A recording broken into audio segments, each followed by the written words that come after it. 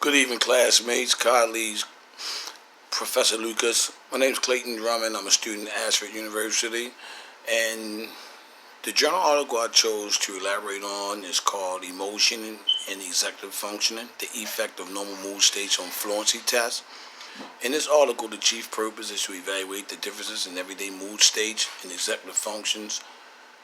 Executive functions include basic fundamental thinking processes such as attentive listening skills, self-control, during learning, one's ability to disregard irrelevant information, working memory, and cognitive reflexes. An analysis of the research methodology used, 2 executive functioning tests were used to assess lateralized cognition: the verbal fluency test and the design fluency test from the DKEFS, a widely used and reliable measure of executive functioning. Normative data from the DKEFS manuals were used to calculate standardized age-correlated scores. Independent and dependent variables, correlations between outcome and predictor variables. Researchers found significant associations between self-reported PA and NA, R equals, which is generally consistent with previous research. Whereas there were significant associations between PA and NA, the measures appeared to be sufficiently independent to support separate analysis by valence. Finally, there was a significant positive correlation between the 2 fluency measures. This was not surprising because both design and verbal fluencies are executive function measures, thus tap different aspects of the same construct. Study design: the sample was composed of 74 participants, with 52 of those being female. The ethnic makeup of the sample was Caucasian predominantly, 87%, Asian American 5, Hispanic 4, African American 1.4, and Native American 1.4. Average years of education was generally above high school education. General cognitive ability was measured with the TICS. Average annual house income was $30,000 to $40,000. Participants responded to positive and negative emotions items presented on the computer screen.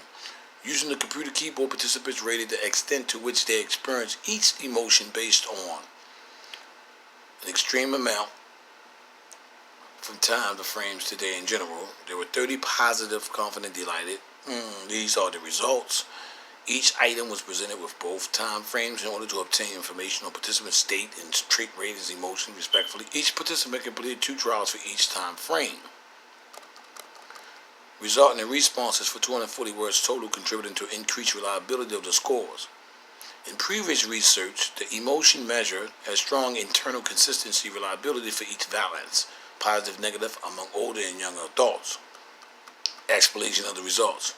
Researchers found an association between verbal fluency and variations in daily PA, which supports associations between 2 putative left hemisphere tasks.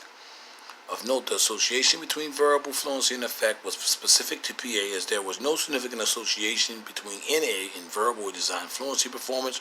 There also was not a significant association between PA and design fluency. Mechanisms linking PA and verbal fluency are not known, but they are processes that share anatomical underpinnings.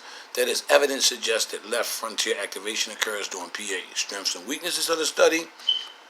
The present study had several limitations. Verbal fluency was consistently administered before the design fluency test.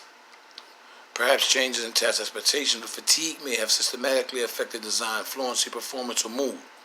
This study has implications for daily function on a number of levels. Although researchers have shown that induced mood can affect executive functions, researchers found some suggestions that everyday positive mood is associated specifically with verbal fluency performance. If replicated, these results may have clinical implications. For example, techniques to improve cognition could be developed based on knowledge that some aspects of cognition may be improved when individuals are experiencing greater PA and low PA.